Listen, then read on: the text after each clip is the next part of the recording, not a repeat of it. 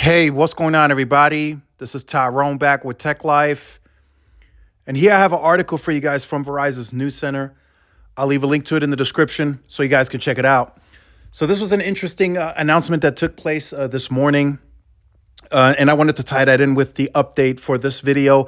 I just finished watching the web seminar, if you will, the analyst day that took place. And there's a little bit of updates and info that I got from that, but not a whole lot. New news has been released that we didn't already know. So, one thing is Verizon invests in customer experience, names first ever chief experience officer. So it looks like customer service is on the track to getting better than what it was at Verizon, which is a good thing. That's a good investment to make. I'm sure it'll take a few quarters to get the changes in place, but this is a good thing. So for the analyst day, Hans started off talking some prepared remarks, which was good, and then we got to see Sampath, who's in charge of consumer group. We got to see Kyle Milady. He's in charge of he's the CEO of business. And then we got to see Joe, I think Russo is his name. He's in charge of the network.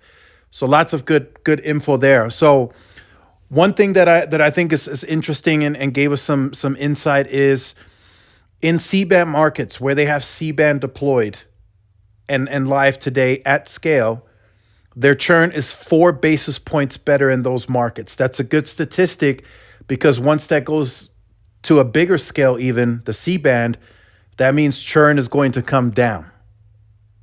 So that's a good thing to point out. Apparently, the My Plan is working. It's not really seen yet on a nationwide scale, but little by little, it's starting to work. Verizon felt like they had a pricing perception issue in the market, so they drove pricing down a bit.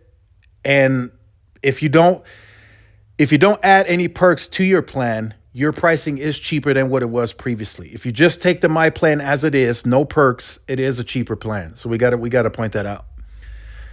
So that's just a few interesting updates from Sampath. Again, the regional level, they like that model. It makes them agile. It allows them to compete. Now, they're not saying that their regional pricing structure is all that different, because you simply can't scale it that way. But they do have some different promotions and pricing on that regional level. And I agree with that, because that's how you have to compete fiercely against your competition. And as Hans mentioned, it makes you agile, so you can respond and quickly change strategy if need be. And that also ties into local marketing. So they are doing the local marketing that helps with that. So if they need to implement different pricing structure to compete better at the Northeast regional level or whatever, right? You can easily implement different strategy on that level, because you're running a regional model, and you don't have to really push that on the national level, because your national advertising and brand image is likely going to be different versus what you're doing on a regional level. So that's good. That's good to see. Verizon is really starting to get that engine going. It seems it might take them a little bit longer to fully get that all implemented, but it looks like it's starting to work. And then Sampath also mentioned the something that I talked about in videos last year. The sales structure is changing. They're no longer doing group-based performance or quotas. They are now doing individual quotas. So, that's something that we did even back in the Radio Shack days when we were selling the carriers, 2012, 2013 timeframe. If the stores were slow, traffic was slow, we would have a tool that allowed us to punch in numbers from customers, and it would show us that they're eligible for an upgrade. So once we saw that, we made outbound calls. We called them, hey, we don't know if you're aware, but you can upgrade. Oh, I didn't know. So that's what Verizon is also doing. They're having store reps, when it's slow, do outbound calls to get people into stores. So that is a really, really aggressive model. And if you're an individual sales-based rep, I mean, the sky's the limit here. It's all about hustle. If you want to really meet that quota, exceed that quota, I'm not saying you can make unlimited amounts of money, but if you really want to, succeed, I mean, Verizon is allowing you to do it.